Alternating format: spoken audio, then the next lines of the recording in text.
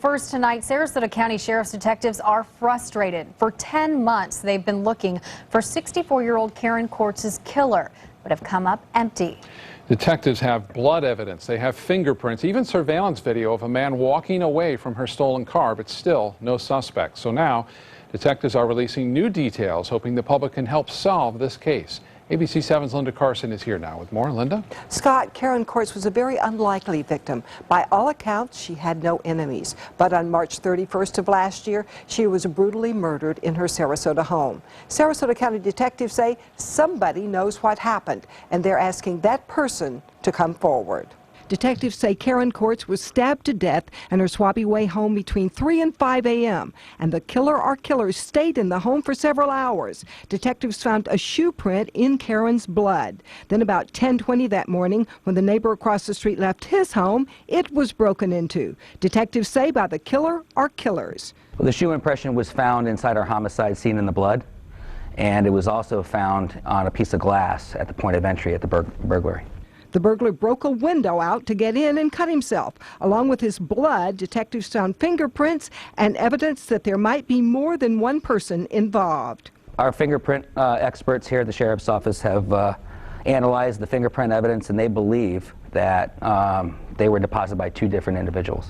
The only things stolen from Karen Courts' home were a 40-inch flat-screen TV, a smaller Emerson TV, and her wallet. Much more valuable things were left behind. Her son-in-law finds that very odd. Money doesn't really have seemed to have been the motive, because there was, computers and other things left behind.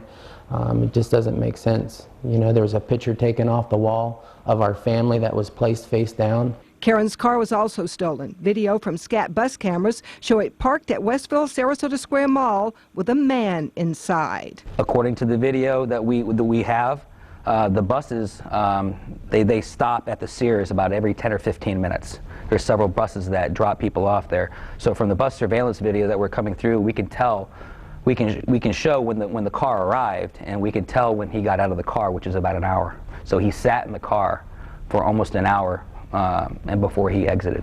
Who is this man? Karen's daughter said her mom didn't have an enemy in the world. She spent her life caring for others. Now Robin's hoping the public will help find her mother's killer. Yeah, it's hard to think that the person that did this is still out there, that nobody knows anything is beyond me. How can you do this to somebody and drive away in a car and nobody sees anything? I don't understand that.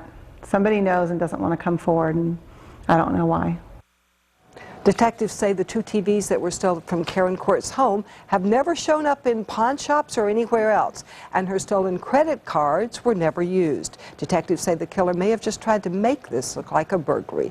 If you can help solve this mystery and get a killer off the streets, please call Crime Stoppers at 366-TIPS. Lauren? Certainly hope the new information helps, Linda. Thank you.